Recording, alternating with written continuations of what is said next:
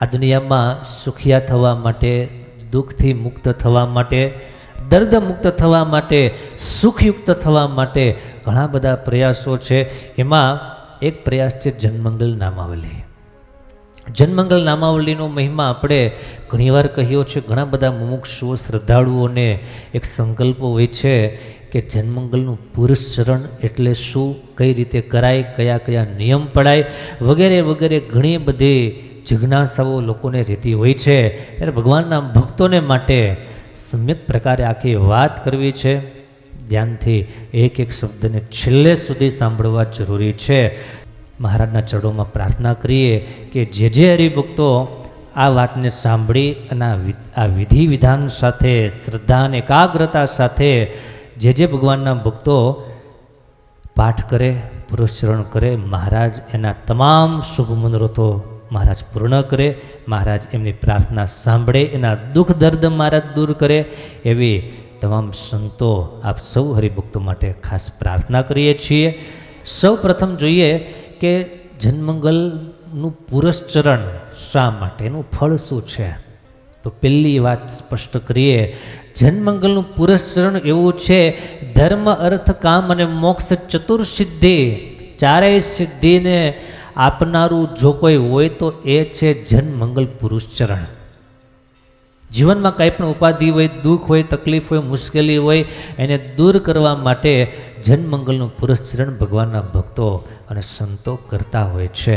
કંઈક શુભ સંકલ્પ પૂર્ણ કરવો હોય એને માટે પુરસ્ચરણ થાય, અને સૌથી મોટામાં મોટો સંકલ્પ ઠાકોરજી રાજી થાય એ મોટામાં મોટો સંકલ્પ, એ પૂર્ણ કરવા માટે પણ આ પુરસ્ચરણ થઈ શકે. નંબર 2, પુરસ્ચરણ કઈ રીતે કરાય, ક્યારે પૂરું કહેવાય? જનમંગલના 10,000 પાઠ પૂરા થાય અને પછી દશાંશ યાને કે 1,000 પાઠ હોમ દ્વારા, આપણે યજ્ઞ દ્વારા આહુતિ આપીને 1,000 પાઠ પૂર્ણ કરીએ અને કદાચ યજ્ઞ યાગાદિક ન કરી શકીએ, હોમ ન કરી શકીએ તો 1,000 પ્લસ પાઠ દશાંશ નિમિત્તે, એટલે ટોટલ કેટલા થયા? 11,000. 10 પહેલાં અને 11,000 પાઠ પૂર્ણ થાય એટલે એક પુરસ્ચરણ સંપન્ન થાય. સવાલ આવે છે કે જનમંગલ નામાવલીના પાઠ કરવાથી કે એ પુરસ્ચરણ કહેવાય કે સ્તોત્રના? ભગવાનના ભક્તો બે વસ્તુ એક જ છે, પણ ફરક એટલો છે કે જનમંગલ સ્તોત્ર એ ઓરિજિનલ સ્વામીએ જે ભાષામાં લખ્યું છે એ જ એનો રસ છે, પણ જેને સંસ્કૃત ન ફાવતું હોય એમના માટે સંતોએ, સતાનંદ સ્વામીએ નામાવલીના રૂપમાં રજૂ કર્યું છે.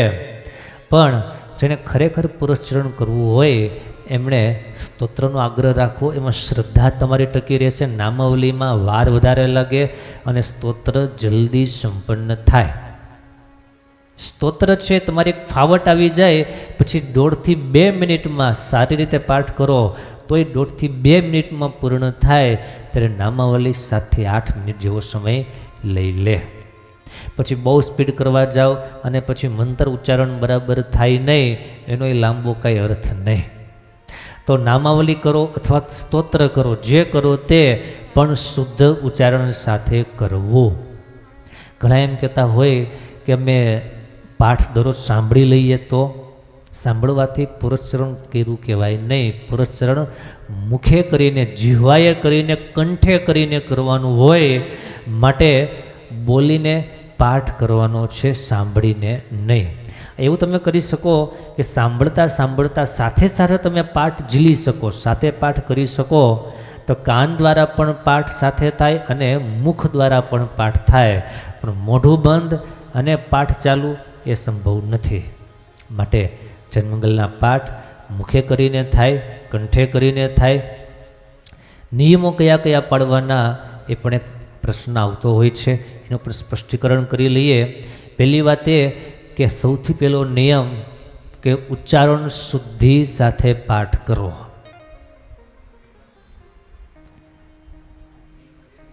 હા, પહેલો વાત આપણે જોયું કે ઉચ્ચારણ શુદ્ધિ. ત્યાર પછી મુખ્ય નિયમ હરિભક્તો એ છે કે તમારા ઘર મંદિરમાં પુરસ્ચરણ કરવું એને માટેની વાત છે કે ભગવાનની સામે દીપક પ્રગટાવવાનો છે, ઘીનો દીવો પ્રગટાવવાનો છે અને ઊનનું કે ગરમ આસન કે રેશમી આસન એના ઉપર બેસી અને પાઠ કરવાના છે.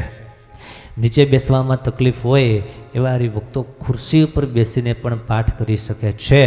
નીચે બેસી શકાય તો વધારે સારું છે.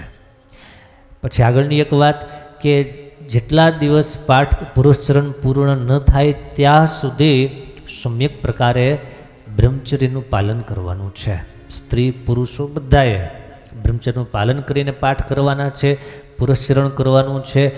ભૂમિ ઉપર શયન કરવાનું છે, સાદડી પાથરી અને એના ઉપર શયન કરવાનું છે. બેડ ઉપર સૂવાની મનાઈ છે.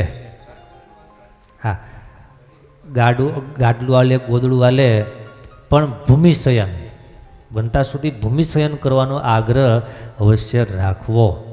પછી તમે એકટાણું કરીને પણ પાઠ કરી શકો, ફરાળ કરીને પાઠ કરી શકો, અથવા તો પછી 2 ટાણા દબાવીને પણ પાઠ કરી શકો. એમાં બીજો કોઈ વિધિ છે નહીં. જેવી તમારી અનુકૂળતા, જેવી તમારી શક્તિ, પણ શ્રદ્ધા સાથે પાઠ કરવો જરૂરી છે. કારણ કે જન્મંગલના પુરસ્ચરણમાં તપના મહિમા કરતાં શ્રદ્ધાનો મહિમા વધારે છે. બરાબર? એટલે શ્રદ્ધાએ સહિત, વિશ્વાસે સહિત આ પાઠ મારા મહારાજ અવશ્ય સ્વીકાર કરશે. આવી રીતે એક નિયમ. અને ત્યાર પછીનો હરિભક્તો એક નિયમ એવો છે કે જ્યારે પાઠ શરૂ થાય એ પહેલાં ભગવાનને 2 હાથ જોડી વંદન કરી, પ્રાર્થના કરી અને તમારો જે સંકલ્પ હોય એ સંકલ્પ ભગવાનની પાસે રજૂ કરવાનો છે. ભગવાનની પાસે શ્રદ્ધા અને વિશ્વાસની યાચના કરવાની છે કે પૂર્ણ એકાગ્રતા સાથે અને શ્રદ્ધા સાથે, મહિમા સાથે પ્રભુ મારા પાઠ થાય અને આપ સ્વીકારજો. અને પાઠ જ્યારે પૂર્ણ થાય, હવે એક પ્રશ્ન એવો આવે છે કે દરરોજ કેટલા પાઠ કરવા? તો સંતોએ બહુ સ્પષ્ટતા આપી છે કે એને એવો કોઈ વિધિ નથી કે આટલા સમયમાં પાઠ પૂર્ણ કરવા. એ તમારા ઉપર, તમારે કેટલું જલ્દી ફળ જોઈએ છે. કરનારા 20 દિવસમાં, 25 દિવસમાં, 30 દિવસમાં એ પાઠ આખું પુરસ્ચરણ પૂરું કરી નાખે છે. પછી તમે એમ કે દરરોજ 2 પાઠ કરશું, આપણે પુરસ્ચરણ કરશું, એટલા દિવસ બ્રહ્મચર્ય પાળવાનું, એટલા દિવસ આ બધાય નિયમ પાળવાના. એટલે શક્ય હોય તો દરરોજ ઓછામાં ઓછા 30 થી 40 પાઠ દરરોજ કરો તો એ તમારો સમય તો ઘણો બધો જાય. હા, 50 પાઠ કરો તો વેલ એન્ડ ગુડ. ડેઈલી 50 પાઠ કરો, લગભગ 1.5 કલાકનો સમય જાય તો 1.5 કલાક તો તમે એક જગ્યાએ બેસી શકો. અને કદાચ એક સાથે 1.5 કલાક ન બેસી શકાય તો અડધા પાઠ સવારે, અડધા પાઠ સાંજે, 2 પાઠમાં કરી શકાય. પણ શક્ય હોય તો પવિત્ર થઈ સ્નાન કરી અને પાઠ કરવાનો આગ્રહ રાખવો. તો આવા સૂક્ષ્મ નિયમો ઘણા બધા છે. એક નિયમ ખાસ, પહેલી પ્રાર્થના દરરોજ પાઠ કરતાં પૂર્વે પ્રાર્થના, અને પાઠ પૂર્ણ થઈ જાય ત્યાર પછી બીજી એક પ્રાર્થના ભગવાનને 2 હાથ જોડીને અવશ્ય કરવાની હોય છે કે પ્રભુ, જે આ પુરસ્ચરણ પાઠ મેં કર્યા, આજના દિવસે મેં જે પાઠ કર્યા એ પાઠનો આપ સ્વીકાર કરજો. એ પાઠ દરમિયાન મારું મન ક્યાંય ભટકી ગયું હોય એને માફ કરજો. બોલવામાં અશુદ્ધિ થઈ હોય તો પ્રભુ માફ કરજો. ક્યાંક મને શ્રદ્ધા પ્રગટી હોય તો પ્રભુ એ માફ કરજો. પણ મારા પાઠનો સ્વીકાર કરી મને તમારો જાણી અને મને આ પુરસ્ચરણનું ફળ અવશ્ય આપજો. આ રીતે દરરોજ ક્રમશઃ નિયમ સાથે ભગવાનના ભક્તો પાઠ કરવા. અને એમાં કદાચ ક્યારેક કોઈ કામ આવી જાય, બહાર જવાનું થાય, અનુકૂળતા ન હોય અને તમે 1-2 દિવસ ગેપ પાડો, એનો કોઈ ચિંતા નથી, કોઈ પ્રશ્ન નથી. પાછું આગળથી કન્ટિન્યુ કરવાના પાઠ, પણ એકાગ્રતા સાથે કરવા જરૂરી છે. બહેનો માસિક ધર્મમાં હોય તો પણ પાઠ થઈ શકે છે. બરાબર? એમાં કોઈ ચિંતા કે શંકાનું કોઈ કારણ નથી. પાઠ નિયમ મુજબ થાય. ભગવાનને આપણે સ્પર્શ ના કરી શકીએ પણ ભગવાનના દર્શન અવશ્ય કરી શકીએ. ભગવાનની સમક્ષ બેસી અને પાઠ થઈ શકે છે. માટે એ પાઠ અવશ્ય કરવા. અને આવી રીતે જ્યારે પુરસ્ચરણ પૂર્ણ થાય ત્યારે છેલ્લે ઠાકોરજીને થાળ અને ભગવાનના સંતો એમને રસોઈ કરી આપી અને જમાડવા. આવી રીતે પુરસ્ચરણ ત્યારે પૂર્ણ થયું કહેવાય. કદાચ કોઈને પોતાને અનુકૂળતા ન હોય તો પવિત્ર બ્રાહ્મણ હોય, વિશ્વાસપાત્ર બ્રાહ્મણ હોય તો એમની પાસે પણ પુરસ્ચરણ કરાવી શકાય છે.